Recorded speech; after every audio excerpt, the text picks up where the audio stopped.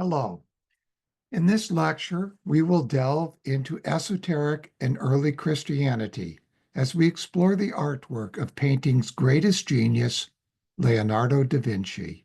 Since this presentation is meant for the London branch of the Anthroposophical Society, I will assume most of you have some familiarity with anthroposophy, but I happen to know many listening today know very little, and so for you, I will offer a few of its concepts that pertain to this lecture.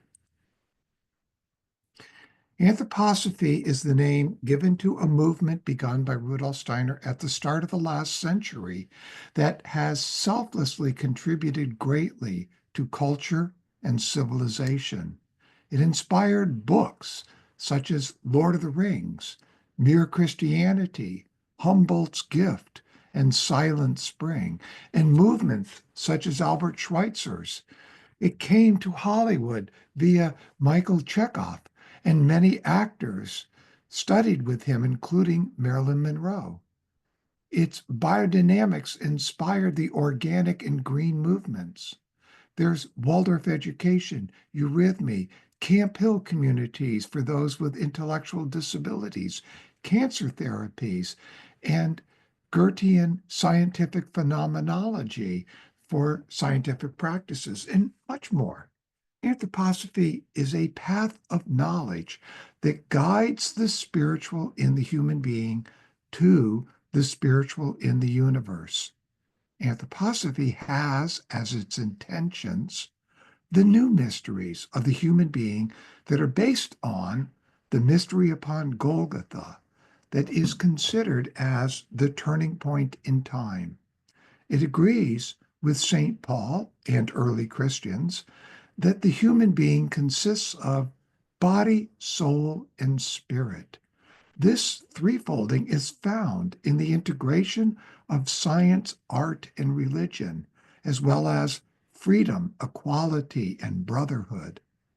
Anthroposophy hopes to extend natural science into spiritual science.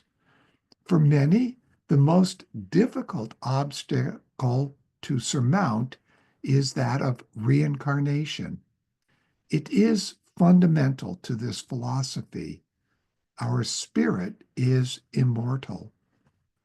And between death and a new birth, we experience the spiritual kingdoms, its hierarchy of beings. Then, between birth and death, we experience the three kingdoms of nature. Similarly, after we sleep, we are almost the same person we were the last time we were awake. Lastly, anthroposophy views the human being as a microcosm of the macrocosm and composed of a physical, which we share with the mineral kingdom, an etheric, which we share with the plant kingdom, an astral, which we share with the animal kingdom, and an I, which makes us humans. But long, long ago, our consciousness was quite dim. We were spiritual beings in a spiritual world. Here we see the three levels within which our human eye is sheathed, plus a fourth called sub-physical. The original intent of those divine beings who were leading humanity was for us to descend as shown. But because of what the Bible calls the fall, we needed to develop knowledge of good and evil. And to do so, our descent had to be altered to take us much deeper into the physical and even into the sub-physical, wherein we could experience being separate beings. The completion of the fall took many millions of years. All during this fall, our consciousness was evolving. Originally, clairvoyance was common. Later came the mystery centers after the oracles. Memories which extended to past lives existed when one remembered their interaction with higher beings. But by the time of Leonardo, all interaction with the spiritual world had ceased. In fact, ceased for a few centuries. Something new for our evolution had to enter for us to develop the I am, that is, an ego consciousness. We had to lose all interaction with the spiritual world. It had to withdraw for us to develop this I am and to develop freedom. What Lucifer had given us in Eden would lead to an I am that would become selfish and evil. Through the mystery on Golgotha, Christ gave us the possibility for a selfless I am. Earlier, out of ancient India, the development of consciousness went eastward to China, where Lucifer brought a wisdom for culture. Another stream went westward to bring about a culture of the individual, the self-made man of the West. That western stream had gone through Persia, to Chaldea in Egypt, to Greece and Rome, and finally to Europe, and then on to the wild, wild west of America. Steiner made us aware that the end of the 5,000-year period called Kali Yuga, or Dark Age, was 1899. Earlier, the Renaissance was a time when the wisdom of the ancient mysteries would transmute into a general knowledge, but a knowledge under the lens of materialism. It would be a time when great individuals would incarnate to offer to this evolution of consciousness that which could carry humanity through to the end of Kali Yuga and into a new age. And Leonardo da Vinci, as we'll see, was one of these individuals. The task of Earth evolution belonged to a class of spiritual beings known in Greek as the Exousiai and in Hebrew as the Elohim. As we heard, their plan was disrupted by a not fully developed Elohim known as Lucifer, whose temptation caused human evolution to take a different path. As a result, humanity would need an environment to develop this knowledge of good and evil and to become godlike. This environment needed to be one where each experienced him or herself as separate from all other beings and things. Thus, a three-dimensional space had to come into existence. For this, another spiritual being known as Ahriman, who had earlier separated his evolution from the heavenly hierarchy, had to be brought into earth evolution to establish this illusion of the physical realm. During earth evolution, we shall evolve into the 10th hierarchy. When complete, we will become beings of love and freedom. I am sure that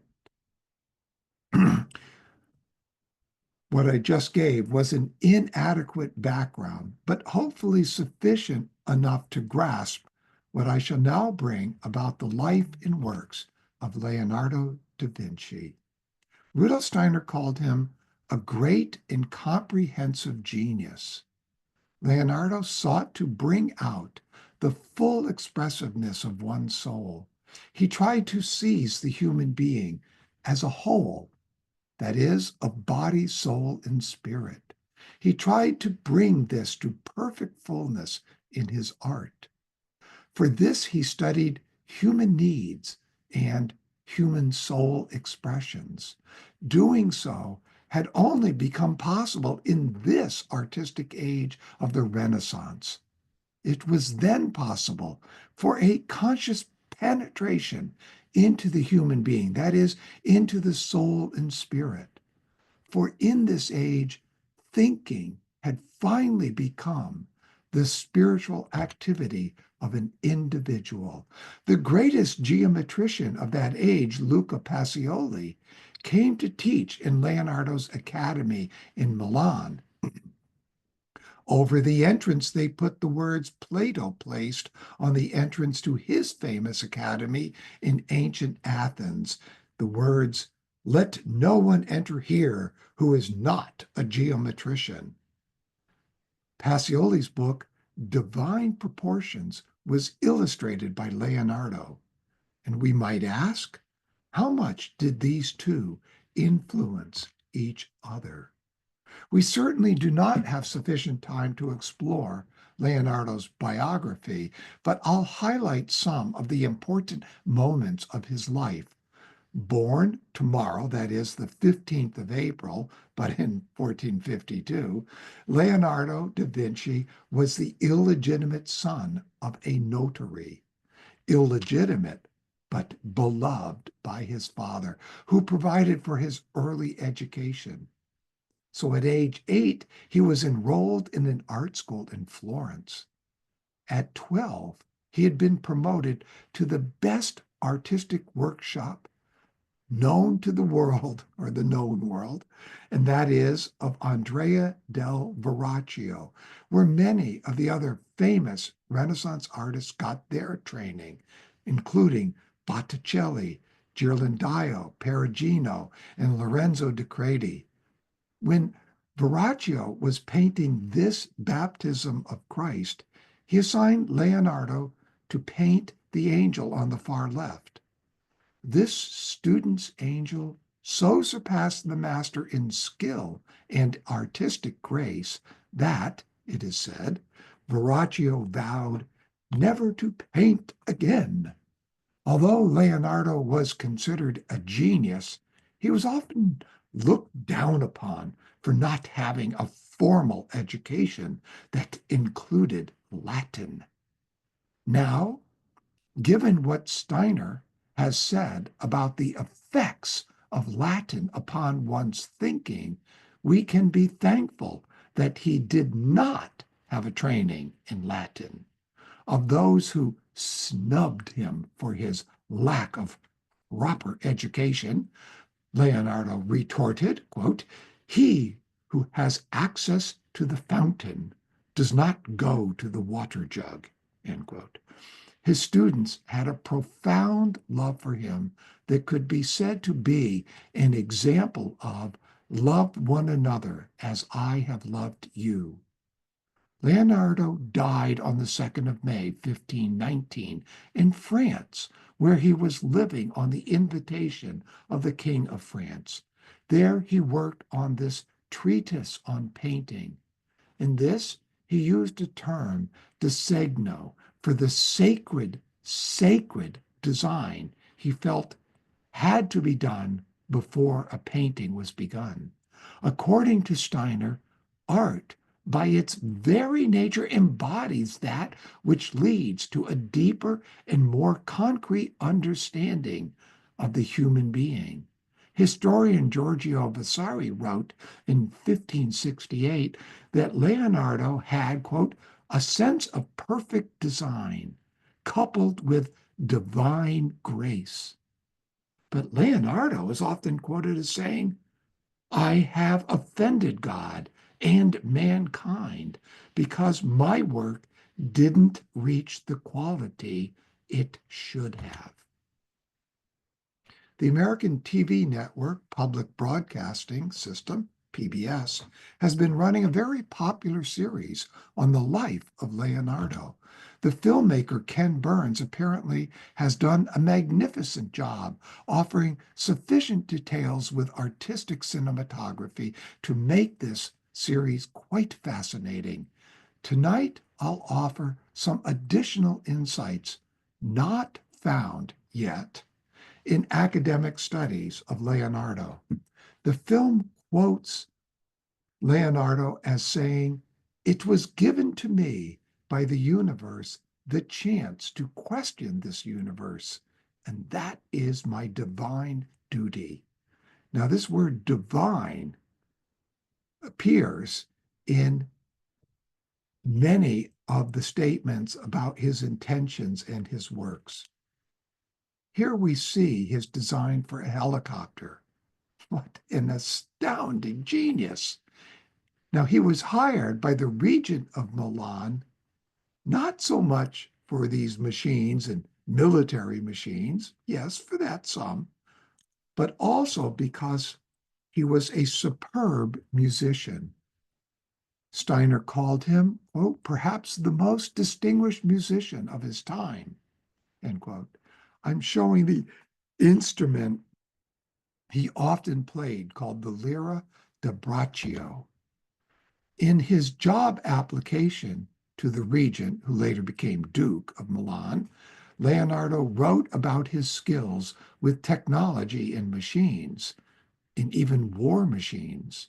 In the list of skills on his resume, Leonardo put painting at the end. This regent and later Duke, Sforza, hired him as a court musician and to build novel engines of war, engines even utilizing steam power.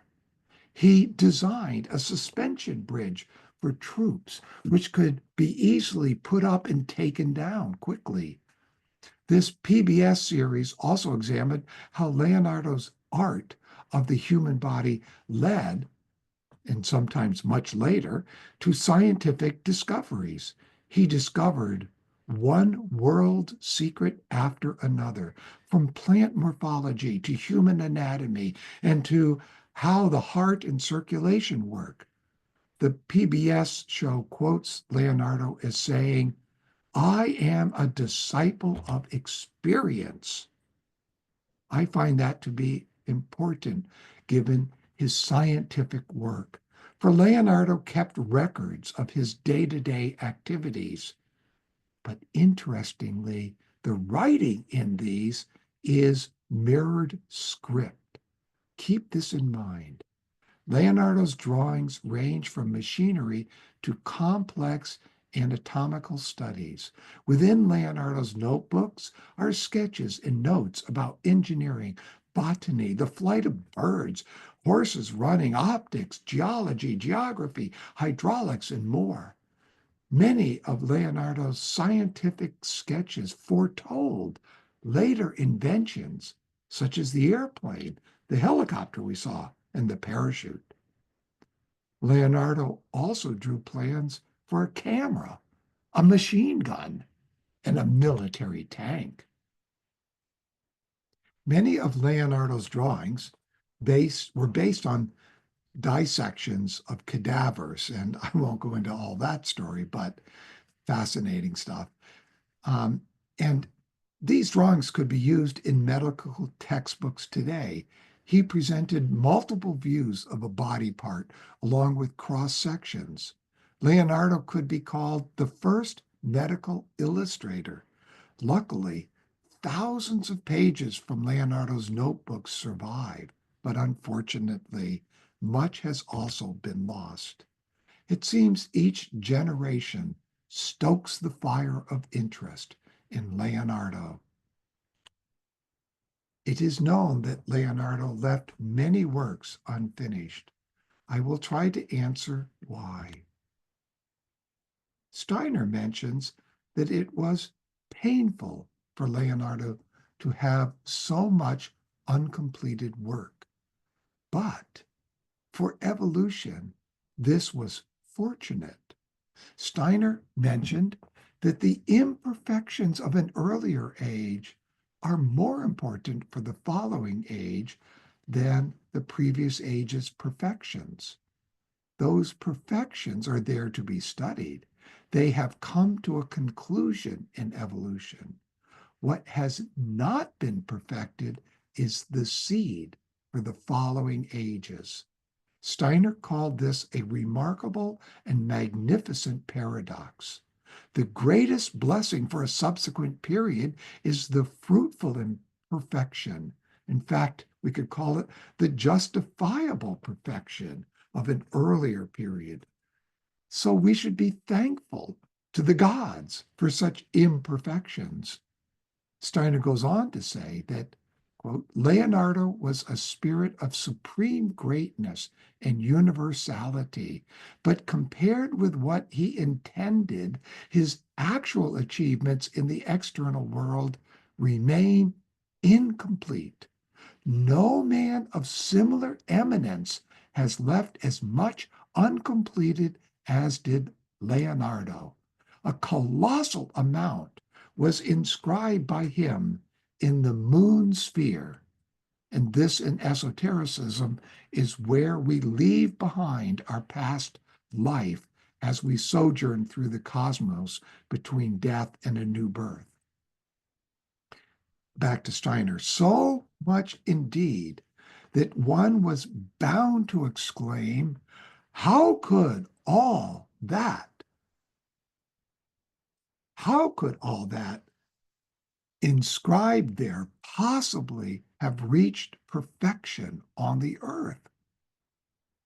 But when the periods following Leonardo's life are investigated, it is found that he continued to work through a great number who lived after him and brought that work further ahead. Leonardo prepared us to go into the era of materialism when natural science would rely on just our physical senses. By working on so much and yet leaving it incomplete, he left seeds for the future. He knew science, art, and religion were separating. He attempted to leave enough so that those of the future could weave them back together again. Leonardo had many devoted assistants and followers who worked in his studios in Milan and then again in Florence. Leonardo never married nor sired any children. He was devoted to his work and to his students. They were his metaphorical children, for whom he had an ardent love. His students, known as the Leoneschi, included Bernardino Luini, Marco d'Aggiano, Giovanni Boltrafio, Jus van Cleve, Francesco Melzi, Ambrogio de Preti, the delinquent boy called Salai, Bernardino de Beto, Bernardino de Conti, Ambrogio Bergononi, and others. Now let's jump into that period just before the life of Leonardo, early in the 15th century. Byzantine Emperor John had placed Giorgio Gemistus Plethon, called the wisest man on earth, among a set of envoys that he sent in 1438 to the Council of Florence that hoped to heal the great schism of 1054. But because he was a pagan, he was not admitted to the council. So, fortunately, and instead, he offered lectures on the ancient Greek, Chaldean, Egyptian, and Persian philosophers and mystics. An individual, Cosimo de' Medici, attended these lectures, as did many others. Out of his excitement and inspiration, he founded the Accademia Platonica and placed the wisest man of Florence, Marsilio Ficino, as its head. The original hierophant of the Accademia Platonica was Giorgio Gemistus Plethon, meaning he could train one to become an initiate. Leonardo, from my research, must have been initiated as a member of this Accademia Platonica before he left for Milan. While still profound, such an initiation at this time was quite limited by the state of the physical body, as we just heard. Plethon had brought a trunk full of books on esotericism, hermeticism, and magic, and he allowed the Medici team to translate them from Greek to Latin. This job was given to Ficino. In 1440, Plethon returned to Greece, returned to found a mystery center near Sparta, proving he had to have been a Hierophant, for only a Hierophant could lead a mystery center. I conjecture that Ficino was so trained, and later Ficino initiated Leonardo in his 30th year. Now, over the rest of this talk, I'll show you why I think this. We know that at the age of 28, Leonardo was already part of the Medici household. He would thus have known Ficino and members of the Accademia Platonica. He also became a member of the Garden of San Marcos, where he had access to its library of esoteric content, as well as to garden walks with the leading philosophers of his time. With his genius, Leonardo, by the age of 30, would have been a strong candidate for initiation. By 30, Leonardo had become a vegetarian who respected and loved animals. We saw how he used mirror writing in his notebooks. Interestingly, Steiner stressed that what we experience in the etheric realm is like a mirror of what we experience in the physical senses. Could doing mirror writing be an exercise that helped Leonardo to experience the etheric? Florence at this time was home to many secret societies. Leonardo kept his private life secret. He acted much like, and he garnered the respect typically given to an initiate. There is an odd journal entry in his notebooks that says, "The Medici made me and the Medici destroyed me." Could he be referring to the role the Medici had in bringing him to a form of initiation when the old me is destroyed and a new me is born again? Such as Saul experienced, so he took on a new name, Paul, or Lazarus, and then took on the name John. When Leonardo moved to Milan, he set up his own academy that was based on the Accademia Platonica in Florence. There in Milan, Leonardo's unfinished masterpieces were displayed where his students could study them. We do not have time to go into the strong and dangerous resistance Leonardo experienced. Not only was there an active Inquisition, but also an active fundamentalist Dominican friar named Savonarola. Leonardo had to be very careful and secretive if he held views that differed even slightly from that of the church. Years later, Giordano Bruno would be burned at the stake for adhering to what he called truth, which differed from church dogma. Steiner says of this painting, The Last Supper, quote, "The highest principles of the art of painting are here represented as only its greatest genius could represent them," end quote. When painting this Last Supper, Leonardo often sat on the scaffolding and brooded for hours in front of it. Then he would take a brush and make a few strokes and leave. Sometimes he only stared at the painting and went away. Steiner claimed that when he was painting the Christ figure, his hand trembled. Indeed, if we put together all that we can find concerning this subject, we must say to ourselves that neither outwardly nor inwardly was Leonardo happy when painting this. and many were displeased with his slow progress. For instance, a prior of the monastery where this was done complained to the Duke. The Duke agreed. This has lasted too long. Leonardo answered them, saying, the picture is to represent Jesus Christ and Judas, the two greatest contrasts. One cannot paint them, even in 1 year. Besides, there are no models for either of them anywhere in the world.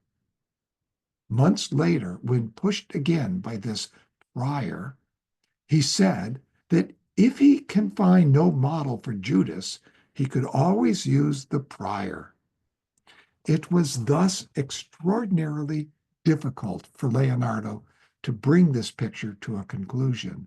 Within himself, Leonardo did not feel happy working on this, for this picture showed the contrast between what lived in his soul and what he was able to represent in a painting.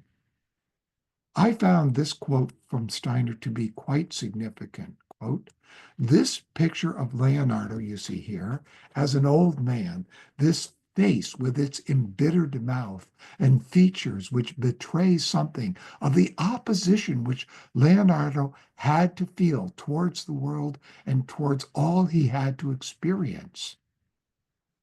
Rudolf Steiner said of him that he entered the Renaissance with a soul that, in an earlier existence, belonged to those initiates who had raised themselves in the old way to cosmic secrets. He was, in an earlier existence, a great initiate who had raised himself to very high knowledge of the spiritual world. But due to the state of the physical body in his time, such experiences could not come to full consciousness. This experience could not be continued in the age into which he was born. For in earlier incarnations, insofar as these earlier earth lives made it possible, one may have experienced the cosmic mysteries in a great and mighty way, but how they can be brought through into one's consciousness in a new life depends largely on the external physical body. A 15th century body could not bring to expression the inner thought, inner feeling, and inner power of execution which Leonardo had taken up into himself in those earlier lives. What he did bring from earlier lives did work as a force within him, but he was condemned to be confined in a body living in that age directly before the rise of natural sciences. He felt himself limited by this in every direction. The time was then coming. The dawn was already there when mankind would only perceive the world of sense existence with the senses that would only think with the intellect that is connected with the brain. Leonardo was always driven to seek for the spirit. He brought that with him from previous lives. The impulse to seek for the spirit in the world worked in a glorious and grand way in him. Now, besides Leonardo, another important individual of the Accademia Platonica was Pico della Mirandola, said to be an exceptionally gifted child. He lived for a time in Florence. In 1484, he came there when he met Lorenzo de' Medici and Marsilio Ficino, and Ficino became his teacher. And Lorenzo would support and protect Pico until his early death in 1494. Pico said, what is on earth has undoubtedly come about through cosmic causes. But mankind is called upon to forego the attainment of a knowledge of these cosmic causes in my time. He has to limit himself now to the earth, end quote. Thus, Steiner spoke of Pico, and I'll quote Steiner, we have in such a markedly characteristic person as Pico della Mirandola the voluntary renunciation of the highest knowledge here in this 15th century. We have here a spiritual event in the history of culture of the greatest imaginable importance. Men made this resolve. We will renounce, at least for a time, spiritual knowledge. End quote. There was an awareness by those who were once initiates that at this time, going back to an ancient wisdom was not good for human evolution. Rather, humanity had to do the best it could with what it was allowed by evolution for their age. Leonardo also worked out of this disposition. Thus, he taught his students to properly observe before arriving at concepts. 2 years after he came to Florence to be taught by Ficino at the age of 23, Pico was writing his 900 theses on religion, philosophy, and magic, and he proposed to defend them against all comers. His Manifesto of the Renaissance, called the Oration on the Dignity of Man, became a key text of Renaissance humanism and of what has been called the Hermetic Reformation. Pico was the founder of Christian Kabbalah, a key tenet of Western esotericism. Now, his 900 Theses became the first printed book to be universally banned by the church. I mentioned Pico to ask, how did someone only 23 years old come to know all of this? He does this 2 years after moving to Florence. Could it be a previous life? If so, how was it activated, awakened? If so, was it too much for him, thereby causing his death only 9 years later at the early age of 31? Now, forensic tests done much later in the last century have shown that both he and another significant individual of the Accademia Platonica, Poliziano, died of arsenic poisoning. Many have suspected the church was seeking to put an end to this academy and its esotericism. Leonardo was commissioned in 1481 to paint this Adoration of the Magi for a chapel in Florence. He was well along with this painting when he suddenly abandons it. This Adoration of the Magi was to have been his coming out masterpiece. It would have established Leonardo as the Florentine master. It was already, by the sketch you see here, unlike any adoration before, especially for soulful humanity depicted within it. But he just walked away. Not because he struggled to find models. Instead, he walks away to begin Virgin of the Rocks. Why? Our historians have marveled at why. And when he left Florence for Milan in 1482, he took all unfinished paintings with him, including Virgin of the Rocks, but not this adoration. Again, why? One explanation we need to consider is that he received at this time an initiation into spiritual knowledge. As you know, initiation deeply changes an individual. Might we entertain the idea that Leonardo, here in its 30th year, received an initiation that so profoundly changed him that he could no longer paint according to church dogma, but only according to the truth. I sense that the question, how was the nature of Christ related to the nature of Jesus? I sense that question arose at this time for Leonardo, for this was the question of early Christianity. Once Leonardo arrived in Milan, he quickly won a commission from the Confraternity of the Immaculate Conception to paint something like this Virgin of the Rocks. Now, here you see the copy that stood in his studio intended for the confraternity, but it stayed there in his studio for 25 years. While eventually a legal battle caused Leonardo, who was no longer in Milan, to return to Milan to alter this copy to satisfy the confraternity. What did the confraternity want?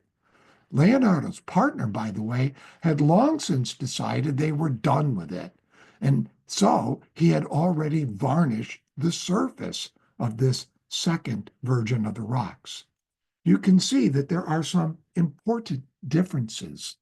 The light for the Louvres is sunlight, while the copy seems to be moonlight. Most importantly, Leonardo obeyed the legal requirements and added halos and a staff on top of the varnish to identify the boy on our left as John the Baptist. Look at the original. Now, if that's Mary in the middle, then which child belongs to her? That other woman is an archangel with wings. We don't have time to study the differences, but I encourage you to do so as time permits.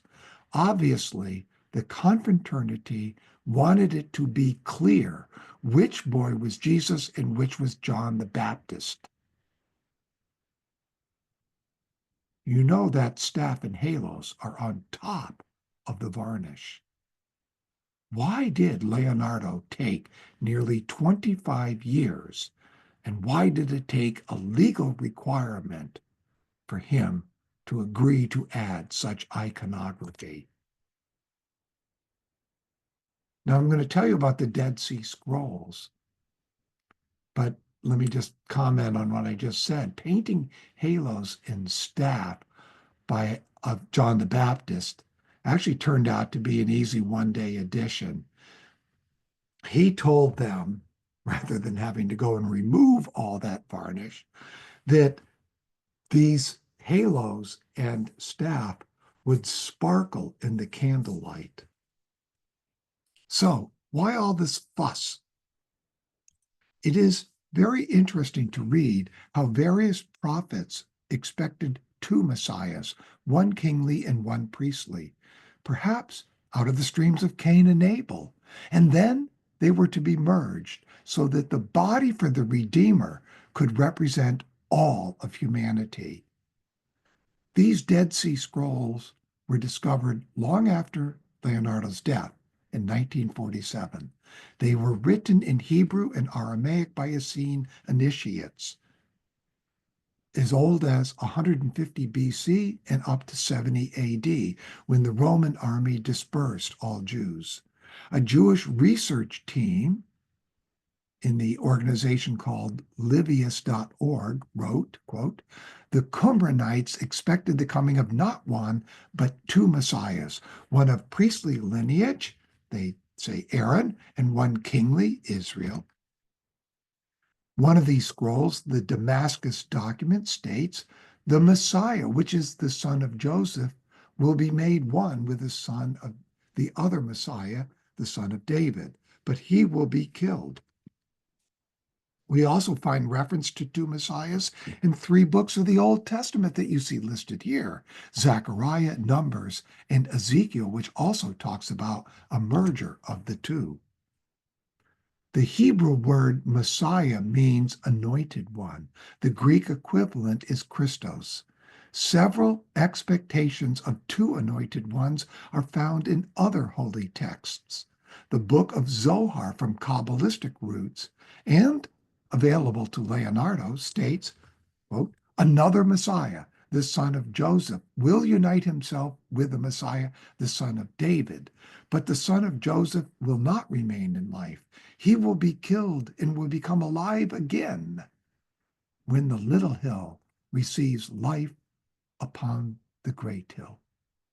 I will show that Leonardo's students knew that the little hill is the head of Jesus of Nazareth, while the great hill meant Golgotha. The Testaments of the 12 patriarchs was also available for Leonardo to read. And it says, for the Lord will raise up from Levi someone as high priest, and from Judah someone as king, who will save all the Gentiles and the tribe of Israel. That's from the Testament of Simeon. In summary, the prophets expected two messiahs, two births, and a later merging at puberty, or just before. In Rudolf Steiner's Christology, he claims that the two nativity stories of Matthew and Luke describe different families and different births. This chart outlines these striking differences. In Matthew, the family was well off. They lived in Bethlehem, and its Jesus had at least 6 siblings.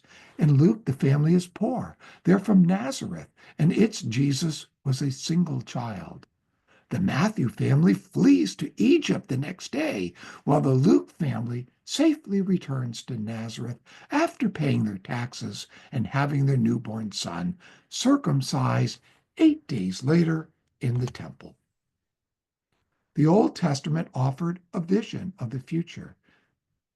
We read in Psalms verse 2:7, a prophecy, today I have begotten thee.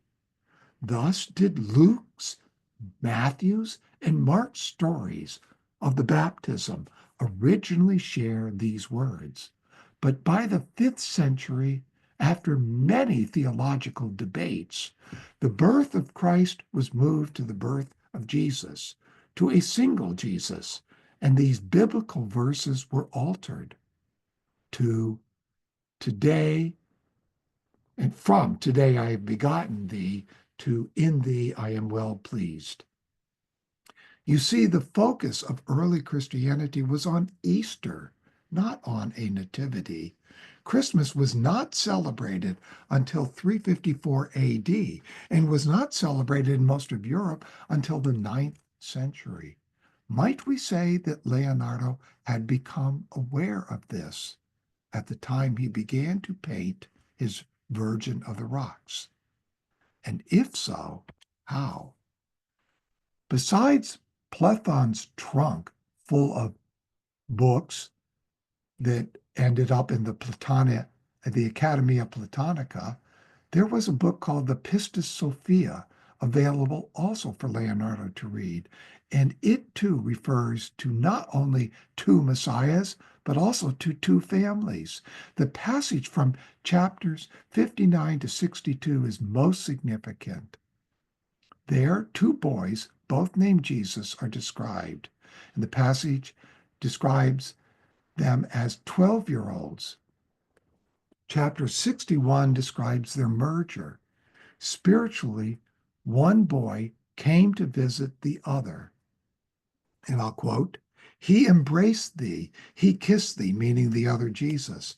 Thou also didst kiss him, and then you became one. Leonardo and his students painted this scene multiple times. Why was this scene ever painted?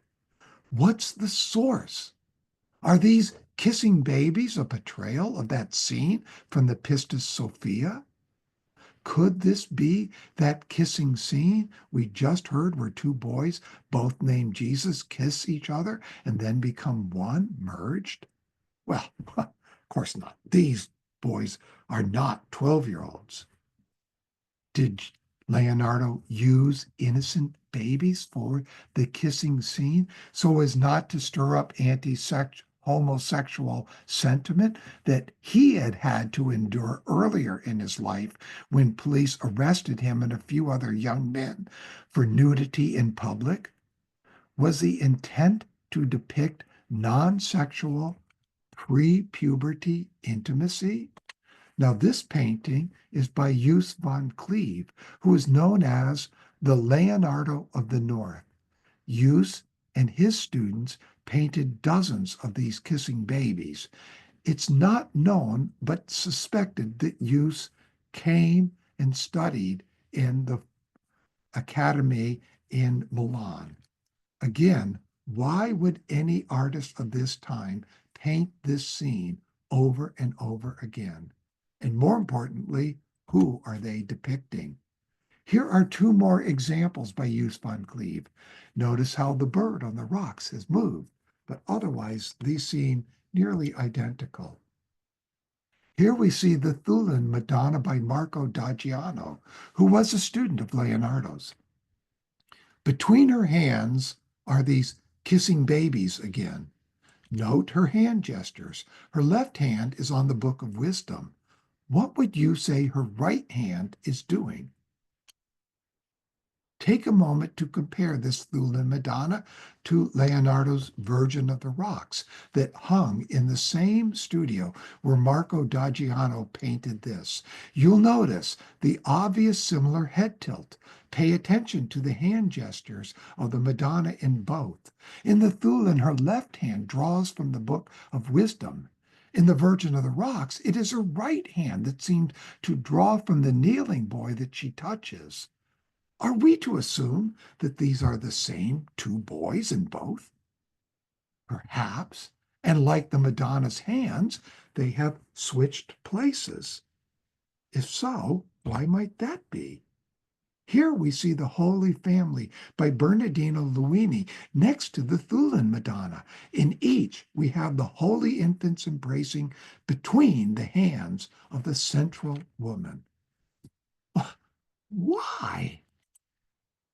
The female's hand gestures are exactly the same as in Virgin of the Rocks, but in Holy Family, her hands are incongruous for this scene. By doing this, Luini is telling the viewer that as a student of Leonardo, he knew of the secrets of these related paintings. The Madonna's hands in Luini's painting serve no function except to point us to the central figure of Virgin of the Rocks. Again, the tilt of the head is the same. So why did Luini mix the scenes from Virgin of the Rocks and Holy Infants embracing? Now we come to this one by Bernardino da Conti. Compare to the Thulan Madonna. They are remarkably similar except for the backgrounds and some other details. It was shocking to me that da Conti's background is the same as Virgin of the Rocks. This is not just another kissing babies. Obviously, da Conti too was quite aware of the secrets of these paintings and their mystery source, and he is telling us this. We should also ask, what is symbolically meant by the book?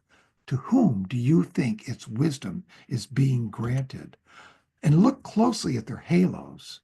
What do the halos tell us? They show us which boy is going to be on the cross, the one with the 3 crosses on his head. Why 3 crosses? Because 3 were crucified on the great hill of Golgotha, the place of Adam's skull. The head of Jesus is the little hill. Now compare da Conti's painting to the original Virgin of the Rocks. We see again that the Madonna's hands are reversed. Thus, 2 must be the children. Da Conti is showing us that the 2 children of Virgin of the Rocks are the same 2 children of holy infants embracing, but they're on different sides. And da Conti is telling us that the central figure is bestowing wisdom to the child on the left from the Book of Wisdom. But in Leonardo's painting, the bestowal is from the kneeling boy through the central figure to the sitting boy. By using the same background, De Conti was definitely trying to inform us that his painting too reveals something important about his master's original Virgin of the Rocks. This copy of Virgin of the Rocks is by Marco da Giano, who we saw before, a student, and it was completed from memory in 1510. Leonardo had left Milan in 1499 with his paintings, except for the painting for the confraternity that Ambrogio de Preti kept until it would be accepted. Daggiano's is a copy of the original Virgin of the Rocks, not that painting that was finally accepted by the confraternity. And also by Daggiano is this one in the Louvre called Holy Family. David Ovison, and his real name is Fred Gettison, I think, in his book The Two Children says Daggiano seems to have been fond of the two children theme. He points out that there is no symbolism to suggest one of these boys is John the Baptist. Now, Ovison suggests that this depicts the two families from Matthew and Luke. Here's another painting by Bernardino de Conti. We have the two familiar children from Virgin of the Rocks. So, who would you expect to be in their midst? Madonna, right? Oh, this painting is called The Three Children. Given that John the Baptist is the one in the middle, who then are the other two? Why has this not been noticed by art historians? Because it was unknown until 2005 when art historian Carlo Pedretti was allowed to use it in an exhibit in Ancona, Italy. It remains in a private collection. In 2005, it listed Switzerland. As far as I know, nobody really knows where it is. Note the two boys are in exactly the same poses as in Virgin of the Rocks. The one on our left has royal robes. Unlike the Virgin of the Rocks, the boy on the right has that halo of three crosses. Otherwise, the hands of both boys are identical to those of the Virgin of the Rocks. And the hands of John the Baptist are similar to those of the Madonna. Why is John here between them? We see these paintings speaking to each other. Note in the central figures, both have the same head tilt. Their hands, although different, have similar gestures. Now we've concluded that the kneeling boy is not John the Baptist. But then, who is this boy on our left? The one who has the three crosses for the halo, that must be Jesus. But who is the boy with the royal robe? Even Raphael must have been in on this secret, for here is his Madonna Terra Nuova from when he was 22.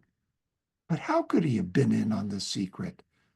Leonardo had left Florence before Raphael was even born. Well, due to war, Leonardo was back in Florence from 1501 to 06. This painting was completed in 1505. In fact, in 1504, the three most brilliant artists of the Renaissance, namely Leonardo, Raphael, and Michelangelo, all lived in Florence. The boy on the left is John the Baptist here. The naked baby in Madonna's lap is Jesus. But here again, we have a third boy with a halo and royal robes on the right. My goodness, why couldn't these artists just come out and tell us what they had painted? Oh, yeah, the Inquisition, I forgot. At this point, I'll propose that the intended depiction of Leonardo's Virgin of the Rocks was based upon pre-Christian and early Christian theologies and prophecies that expected two messiahs.